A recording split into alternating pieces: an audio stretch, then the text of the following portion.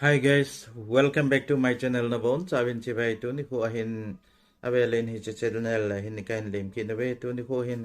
isay di hi le playlist thu ga save tin. Si tiếng le asim ding dan jong isay di hin. Akiman sa no isay di hin hi chon achai na ge na be in lang. Si tiếng le hi chika channel la he amasa pen ni hi le lung se ne subscribe ne bol pen lang.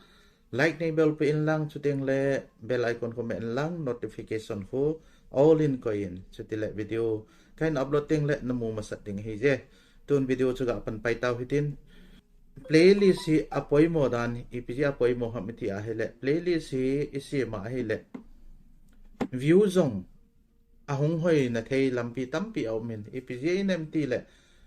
mi hem khat tu in na channel la chu koi tabang hiong la ahong lu teng le na video ho zong aban chang abe the hin la khen khat chu playlist a khulu nuwa na playlist min sa dung ju ya chu abe nuwa hi cha chu click a bol wa lu di hin steng la ga lu teng la playlist na se ma hele playlist a play teng le khat a ki chai le abana ta chu ki hla zom jing jing hin hi ti a chu chi hin hi ya hi view kal na thei jong hin a poi mo le ti hi ka ga sei do no men hi chun playlist isim teng jong le pa poi mo chu playlist ka ti jenga hete achu abona video se hi chi playlist achu ka het jeng le hi chu di kit lo hin playlist ti teng le hi chi a hi ti na sim dham ti ai le nang man example a gospel song na ti tai gospel song achu gospel song bo na koi ding ai lo le event kitile ai ho ahin atam no min event hi event iti teng le example a program ham khat ki gon na kin ham khat ki gon na ai lo le thil su ham khat video ka sim hi cho chu event a i koi diu hin steng le sermon e le gospel sermon e le sermon ti yang diu hi ti a chu playlist abi bi a sim ding love song he le love song na ti a hi abi bi a sim diu steng le vlog e le vlog playlist a chu vlog bo ding vlog na sim ho bo steng le interview ki la na ho hi a hi yong le interview ti ayong nakoi the adang dangang nakoi the na sa the hita chu playlist bi bi a sim ding hi chi playlist sunga chu a playlist min dung ju ya chu athil jong asunga jong chu au nga ye ti hi iga sei do nom ve nge chun playlist ki sim che witin playlist chu amin na sa dung ju chun asunga jong chun thil ko yen ti hi iga sei nom hen hi chun hin bet sa ung ka tin playlist i ti ki sim ham hi chi playlist na se ma ko na chu playlist min ke ham khat chun nang channel na ho channel khat pen na ka lu na le playlist su ka be na chiwang he gospel song ha ga ki ngai ho te ale gospel song chu ka hla le abo na aban ban cha hom ki play jeng de hen hi ti chu hi ding hen hi chun playlist se apoi mo mama e views kal na ding en jong ti ka ga sei do hen ten playlist hi ti ki sim ham ti ai le aban ga cheu te youtube ma direct ga lu ni ka tin hiti hi youtube ma kalu na hele ga beleu chun achung lang hi logo omin hi che mi channel ka ko hin na amin jong hin sei khel pong ka den mi channel um hin la hi che hin playlist ka sem ding le it hoya kalu dam te le a channel ho click khel ngai ta pon hin la nang ma channel hi le hi chila ya nang ma logo om ngai ye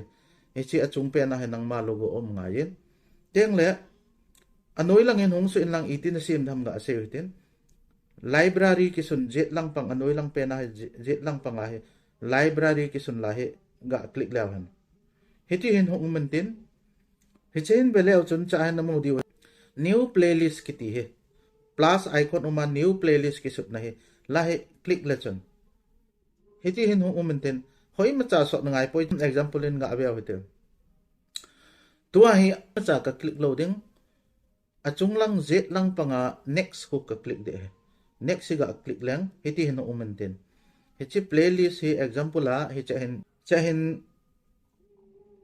gospel song ga tiute gospel song ka titai aba na hi pi bol kit ham tel anoi hi belachun private na ki kojin hichi hi public nga na koi nga he mi jo se na mu the ya hichi lai ga click la chun private ki sut na lai ga click la chun option ti nong do in public unlisted private unlisted min amu loading hen chi te ni ai na koi le hi chon achung pe na public nga hin koi yen lang public hi ga click ka te chi yo tiang le hoi lai ka click dam ti ki nai le anoi hi vele chun cancel la create ki ji in hi chila ya he create kitipa he ka click de he hi create ka suntan playlist akisim tan gospel song akisuntan gospel song tan ai le tua hi iti playlist a chu ki at ham eti a hele tu hin channel hen ga lu no te a channel ga lu ning katin manage video a lu no tin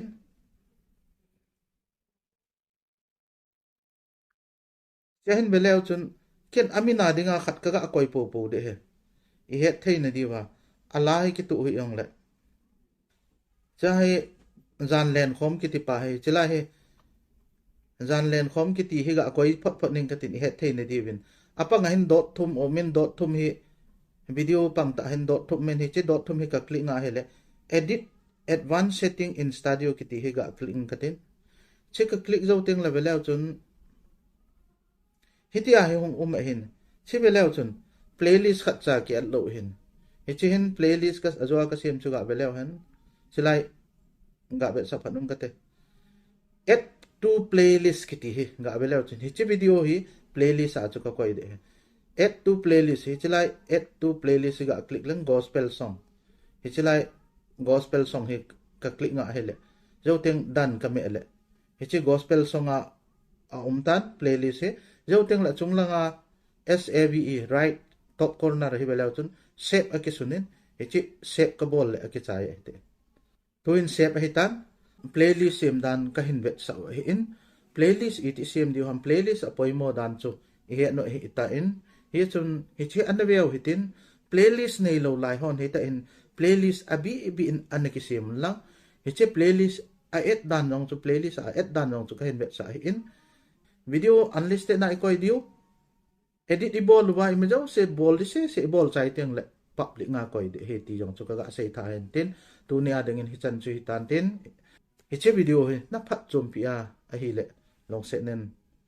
share be e na bol pe wo ti he ka hong taw na nom he ka ki pa e chan chen